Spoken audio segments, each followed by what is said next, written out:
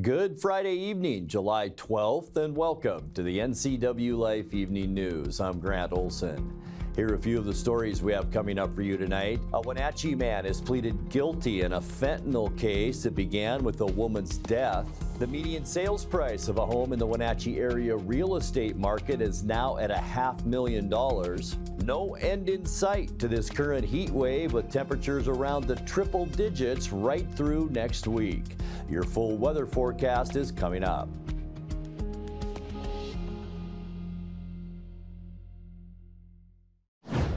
Police from multiple agencies and lots of civilians were on hand at Wenatchee City Hall last night as Captain Edgar Reinfeld was sworn in as the city's new police chief. And that I will, to the best of my ability, diligently and impartially, perform all the duties of the chief for the City of Wenatchee, Chelan County, Washington. perform all the duties of chief for the City of Wenatchee, Chelan County, Washington. You're going to do a great job.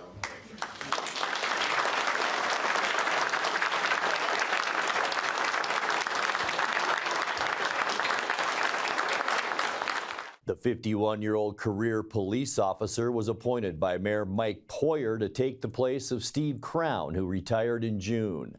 Reinfeld told NCWLIFE News there are many issues for the department to address, and he takes them all personally. You know, when I started, I wasn't sure if this was going to be my avocation. When I started, it was like, this is something to do. It was something different from what I've been doing. It was something I really wanted to do, so I got started. And I had guessed when I started that I might go just a couple of years and then realized it wasn't for me, and that changed. And so early in my career, I think sergeant was really the goal. Like, that would be an amazing thing to be. And then as I progressed through sergeant a little bit and became a captain, realized that no, being the chief would be the thing. So. Two of my brothers were also local law enforcement professionals. My youngest brother, Jared, was a corrections officer, corrections deputy at Chelan County Regional Jail when he started, went to King County as a deputy, came back to Wenatchee Police right after I started. And then my another younger brother, Jason, is a sergeant with Chelan County Sheriff's Office, where he runs emergency management. So when you get your pages in the middle of the night about fires, he's behind that business. There's 1,000 first steps, and putting them in the right order is, of course, the challenge. Some big issues. We're down a little bit on staffing, just like everybody else in law enforcement. We have an opportunity right now to move aggressively with that, and we're going to do that.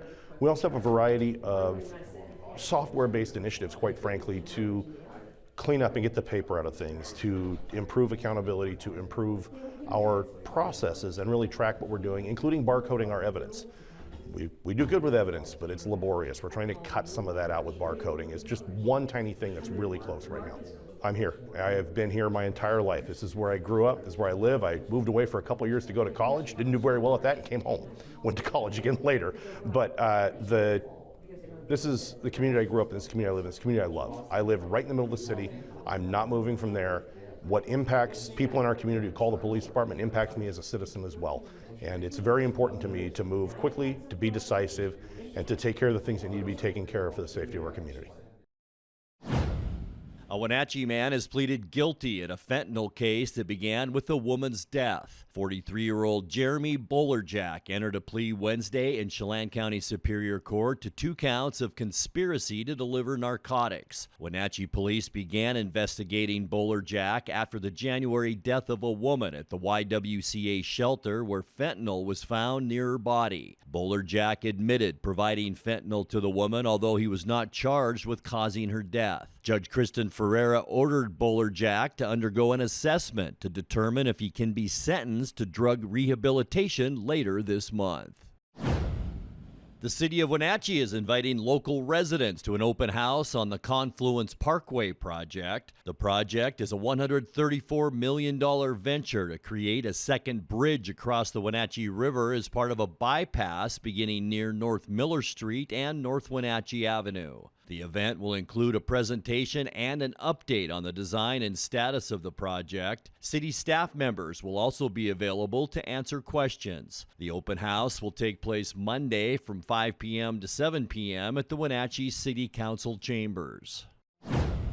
When we come back, the Chelan-Douglas Homeless Housing Network now has an office at Link Transit's Columbia Station in Wenatchee. The George Public Library has a new location with new digital improvements.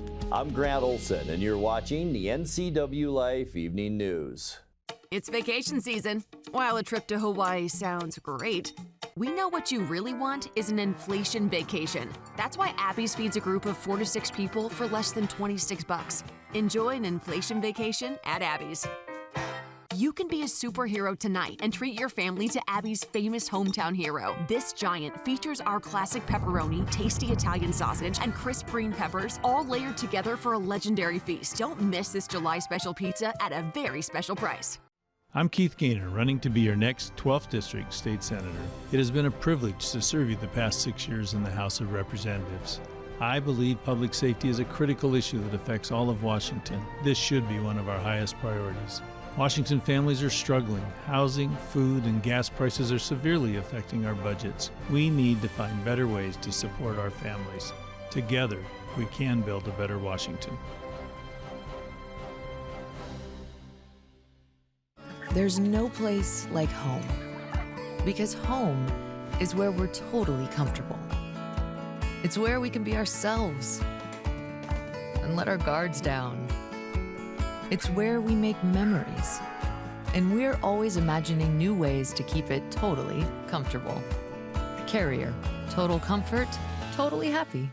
Turn to the experts, Carrier and Alpine Air. Heat and air, call Alpine Air.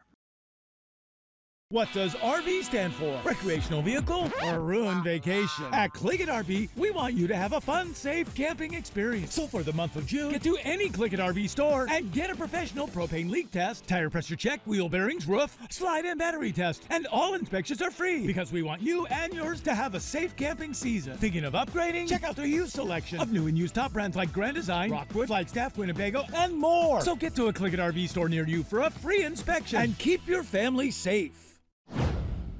The Chelan-Douglas Homeless Housing Network now has an office at Link Transit's Columbia Station in Wenatchee. The network operates the Coordinated Entry Program, which is the entry point to housing services for people experiencing or are at imminent risk of homelessness.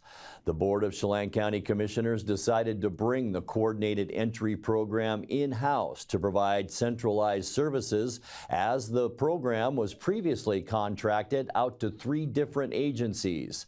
In a press release, Chelan County Housing Program Manager Sasha Sleeman said it was important to bring coordinated entry near public transportation and offer a walk-up counter. At Columbia Station, the program is staffed by 3 Chelan County employees who will work to connect people to the services they qualify for in Chelan and Douglas counties. The George Public Library has a new location with new digital improvements. The new location, which opened on Tuesday, is in a building owned by the George School District and is located near George Elementary School and maintained by the City of George. The library now offers a digital learning lab, a teleservices booth, expanded Wi-Fi access, ADA accessible entrance, and more. The project was funded by a $120,000 digital equity grant awarded to Community Health Network by the Department of Commerce and distributed through the North Central Washington Tech Alliance. The Learning Lab features 9 public access computers and is arranged in a classroom setting for NCW libraries and the Tech Alliance and other partners to offer digital literacy classes.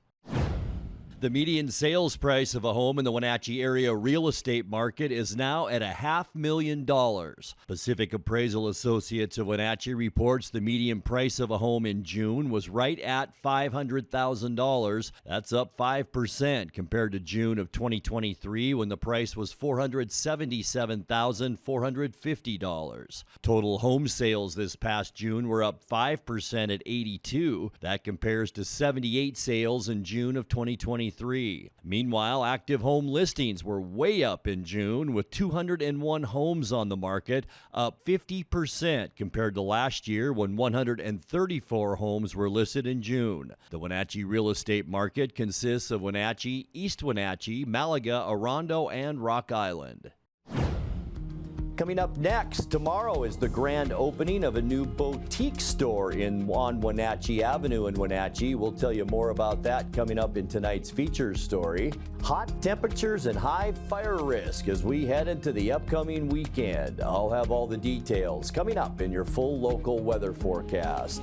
That and much more still to come tonight. Please stay with us. At Kennedy Group, we understand that buying and selling is more than a transaction, and it's more than just a house. This is where you will gather with friends and family, and where a lifetime of memories will be made. But buying a home is more than memories. Oftentimes, it's your biggest financial decision. The agents at Kennedy Group understand this and provide real estate advice based on your goals and dreams. Call us today, and let's find your happy place. As sheriff, I arrested rioters, rapists, and mass murderers, locked up human traffickers who preyed on women and children. On my watch, everyone was accountable. Despite being the Attorney General for 12 years, Bob Ferguson does not take responsibility for the rapid increase in crime and homelessness, businesses moving out of state, and jobs lost. And he thinks he deserves a promotion? Dave Reichert. The Lake Chelan Chamber of Commerce presents Wonders of Wooden Avenue.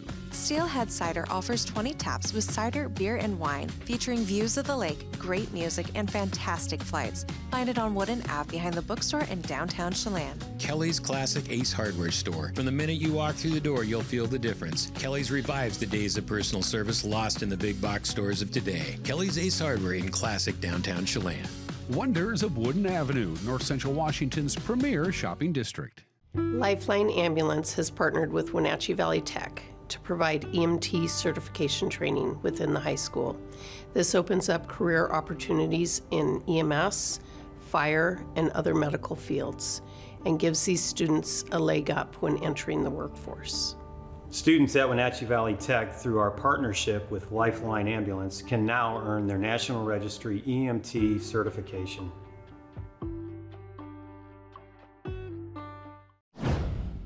Tomorrow is the grand opening of a new boutique store on Wenatchee Avenue. Curiosity Couture owner Liz Freeman has filled the store to the brim with unique items for local shoppers and is excited to officially open her doors. In tonight's features story, NCWLIFE's Casey Safford caught up with Freeman to hear about the new store and all that it has to offer. The idea for the store is kind of a long story. I remember as a little girl, my father used to call me Machine Gun Lizzie, which is really strange because I was constantly rearranging stuff, constantly moving pictures, moving furniture, flipping furniture. My parents would be gone, they'd come home, the house was totally different all the time. So it's always been a passion of mine. And I just felt at one point in life, because I've done this before, but just not on the scale, and I thought, I'm going to go and chase that dream, and I'm going to give the Downtown Association and all the wonderful people that are around here just something new and exciting to enjoy. Great. So why did you choose this space specifically on Wenatchee Ave? This space actually called to me. Because there were multiple places I could have chosen or been able to have acquired in the downtown area. This is the core of the city, and there's a lot of people that actually spend a lot of times outdoors, shopping, walking, everything. But actually what really got me was the building itself. So the building, if you don't know, is called the Rialto, or was called the Rialto Theater in the 20s. And when I walked in and I saw just the stunning beauty of it and the history of the building, and ironically, the first show that was produced or shown in the theater was called Why Girls Leave Home. And I thought, how funny. They leave home to go shopping, right? And so the whole story just kind of grabbed me together, and I thought, I'm just gonna take the vision that I have, and I'm gonna take this empty vessel, and I'm just gonna fill it. And we just took our time and made sure that it was something that I believe that the Wenatchee downtown people, everybody from Moses Lake, everybody that comes into town, is we're gonna feel like it's homey and comfortable with a bunch of unique and different items for the store. We have high-end products, lamps, chandeliers, furnitures, homemade goods, homemade soaps. We have a vendor in here that was that relocated from Alaska, and she takes acquires old army tents and turns them into these beautiful bags. She does soaps and purses. Actually, throughout the entire building, there's just so much variety of what's in here. It would take all day. You just have to come in and take a tour, I guess. All right, so tell us what exciting event is taking place this Saturday. This Saturday at 10 o'clock in the morning, we're going to open our doors to Wenatchee, and we're going to have our grand opening. What do you think will make Curiosity Couture stand out in comparison to other similar stores here in Wenatchee Ave? I feel it's all about location.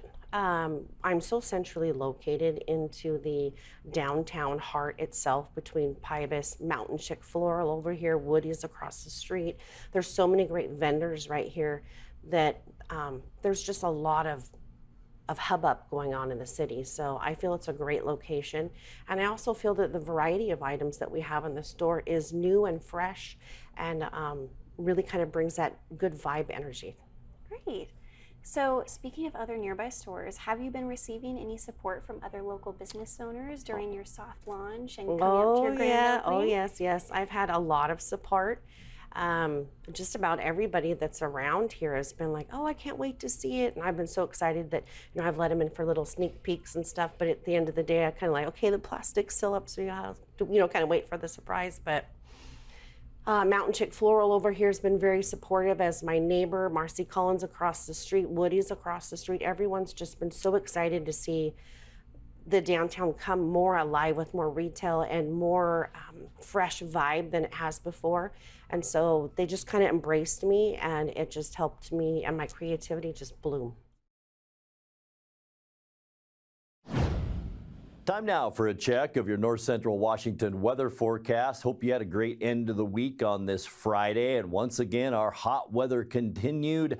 And as the haze moved in last night, we had plenty of that around the area today. As you can check out Lake Chelan and Manson off to the left part of your screen there. And you can see some of that haze. Of course, it's from, most of it anyway, from that Pioneer Fire, which is now over 12,000 acres in the Chelan area. So that's bringing us all a little bit of that haze, and expect that to stick around for a few days. Also sticking around for more than a few days, talk about several days, are hot temperatures. We're talking through the weekend into next week, and I'm thinking all the way through next week. We're going to see weather just like we're seeing right now, and that goes region-wide. We're talking temperatures in the upper 90s all the way up possibly to 103 degrees, with our low temperatures mainly in the mid and upper 60s. So it is going to stay hot, and with those hot temperatures, elevated fire risk. I don't think I have to tell you that. With low humidities, a little bit of breezy conditions at times,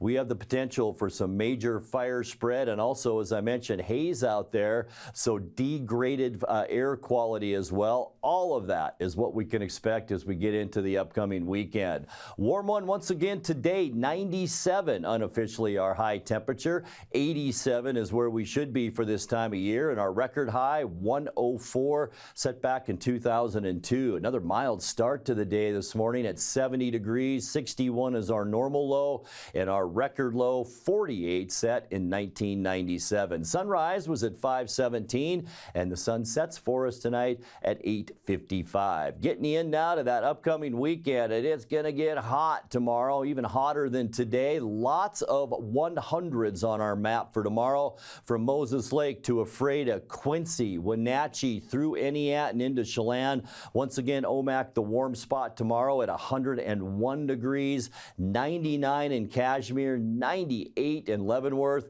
and a very hot 95 even up in Lake Wenatchee. So a very hot start to this weekend. The reason why, once again, high pressure off the coast and high pressure in the desert southwest, and it's bringing that heat our way. This high is keeping us clear. We'll see that tonight with a little bit of of haze. Low temperatures mainly in the upper 60s tonight. On Saturday, sunny and just hot. We will see high temperatures again, right around 100 degrees for all of us almost in our viewing area. And that continues as we get you into Sunday as well, with sunny skies, maybe some breezy conditions. There is an area of low pressure moving through Montana, and that could kick up our breezes on Sunday, but it's still going to be plenty hot out there with high temperatures again near 100 degrees for almost all of us. Monday, sound like a broken record, folks. Sunny and hot with highs in the upper 90s, maybe some high clouds to keep our temperature down a little bit, but we're still going to stay about 10 degrees above where we should be for this time of year. For Tuesday, sunny, still hot. There is an area of low pressure that's trying to push in, but this strong ridge just won't let it come to the west coast. High temperatures Tuesday again near 100 degrees. By Wednesday, the high gets stronger, and it's going to push this low up north into Alaska. We could see some high clouds on Wednesday. That may help a little bit. Well, we're still expecting high temperatures near that 100-degree mark. And by the end of our forecast on Thursday, folks, more of the same. High clouds out there. Could see some breezy conditions on Thursday.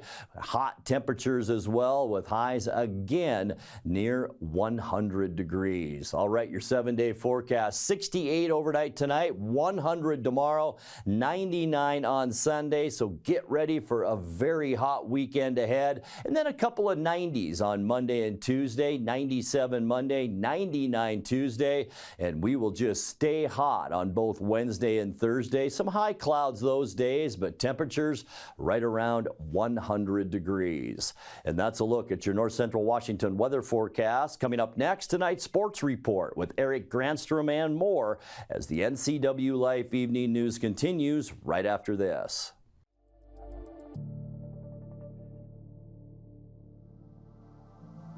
Jefferson Robbins with NCWLIFE. Summer is here and the time is right, I guess, for another primary election. We'll be covering all the candidates running for Chelan County and Douglas County Commissioner right here on NCWLIFE. Our interviews with those candidates begin airing the week ballots go out the week of July 15th. Keep an eye out for that right here on the NCWLIFE channel.